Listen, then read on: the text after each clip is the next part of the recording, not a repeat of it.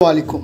আজকে এই ভিডিও থেকে জেনে নিব শেয়ার বাজারের জন্য সুখবর বয়ে আসছে, সুবাতাস বয়ে আসছে দেশের শেয়ার বাজারে।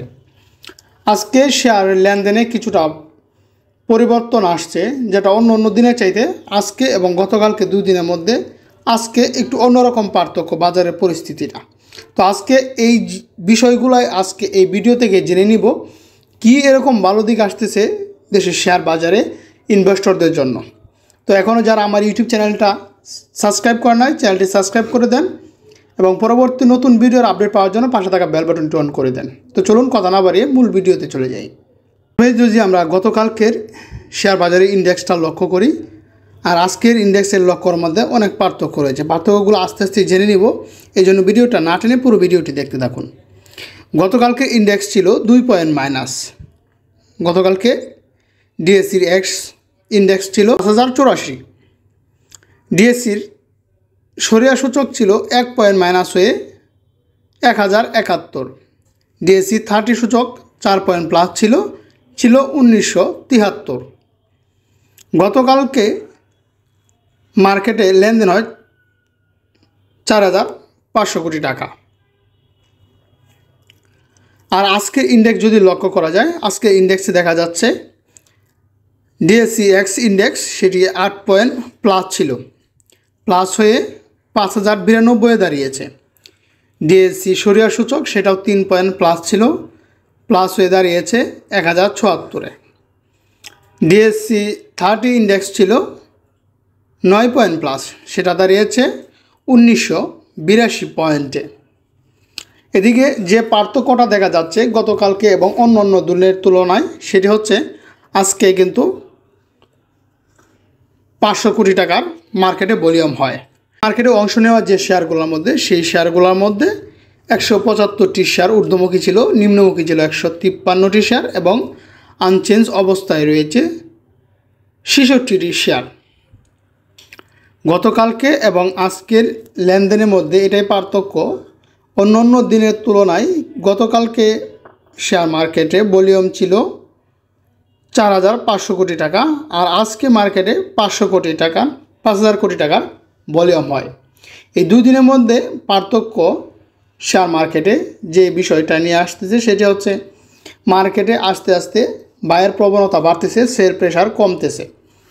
এই কারণেই মার্কেটটা কিন্তু একটু ভালোর দিকে যাচ্ছে এবং ডিভিডেন্ডও কিন্তু প্রায় শেষ। হাতে গোনা কয়েকটি কোম্পানি ডিভিডেন্ড বাদে সব কোম্পানিগুলাই কিন্তু ডিভিডেন্ড কমপ্লিট করছে এবং পাবলিক ডিভিডেন্ডগুলা লক্ষ্য করে কিন্তু তারা ইনভেস্টে ফিরছে। এজন্যই 2 দিন মার্কেটে কিন্তু এরকম প্রবণতা দেখা যাচ্ছে। আর ডিএসসির ইন্ডেক্সটা যদি লক্ষ্য করা যায়, সেই ইন্ডেক্সটা লক্ষ্য করলেও কিন্তু দেখা যাচ্ছে ইন্ডেক্সটা আস্তে আস্তে ঊর্ধ্বমুখীর দিকে ওঠার চিন্তা হচ্ছে। আপনি ইয়ারলি যদি এটি লক্ষ্য করেন তাহলে ইন্ডেক্সটা কিন্তু আপনার কাছে এরকমই দেখা যায়, যেটা ঊর্ধ্বমুখী একটি প্রবণতা নেয় এবং কি ঊর্ধ্বমুখী প্রবণতা নিবে, কেননা এখান থেকে মার্কেট আর পড়ার মতো অবস্থায় নেই। এখান থেকেই ঘুরে দাঁড়াতে হবে, হয়তো আরও 2-4-5টা দিন এরকমই থাকতে পারে, তারপরে মার্কেট এখান থেকে ঘুরে দাঁড়াবে। এই ছিল ইন্ডেক্সের অবস্থা। আর আজকের টপ 10-এর তালিকায় ছিল, টপ গেইনারের তালিকায় ছিল Deshbandhu, far east fine, Anwar globalizing, সিপাল, KMBD, technodrug, coppertech, Sonargaon, S Alam, সাবকো স্পিনিং।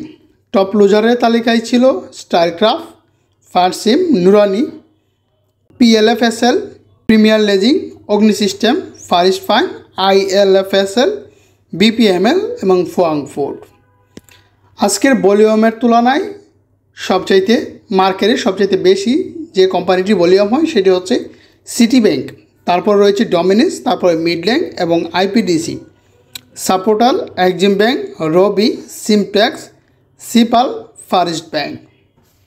কিন্তু আজকের বাজারে যে নিউজটা আসে, 3টি কোম্পানি নো ডিভিডেন্ড দিয়ে চলে যায় জেড ক্যাটাগরিতে ওদের অন্তর্ভুক্ত করে। কোন 3টি কোম্পানি চলুন দেখে নিই। পুঁজিবাজারে তালিকাভুক্ত 3টি কোম্পানির ক্যাটাগরি পরিবর্তন করা হয়েছে। 1 নম্বরে Bashundhara paper mills limited, Magna cement PLC এবং স্টাইলক্রাফট লিমিটেড এই 3টি কোম্পানির শেয়ারকে জেড ক্যাটাগরিতে রূপান্তরিত হয়। বিএসইসির শর্ত অনুযায়ী পরপর 2 বছর লভ্যাংশ ঘোষণা করতে ব্যর্থ হলে কোম্পানিগুলোকে জেড ক্যাটাগরিতে নেওয়া হয়েছে। ক্যাটাগরি পরিবর্তনের কারণে কোম্পানিগুলো ঋণ সুবিধা দিতে ব্রোকার হাউস এবং মার্চেন্ট ব্যাংকগুলোকে নিষেধাজ্ঞা দিয়েছে। এই ছিল ভিডিও। তো দেখা হবে এই ধরনের পরবর্তী নতুন কোনো ভিডিও নিয়ে। এছাড়া আপনি যদি আমার এই চ্যানেল থেকে টেকনোলজি এবং শেয়ার বাজার নিউজ কিংবা আইপিও রিলেটেড ভিডিও পেতে চান অবশ্যই চ্যানেলটি সাবস্ক্রাইব করে দিবেন। ধন্যবাদ।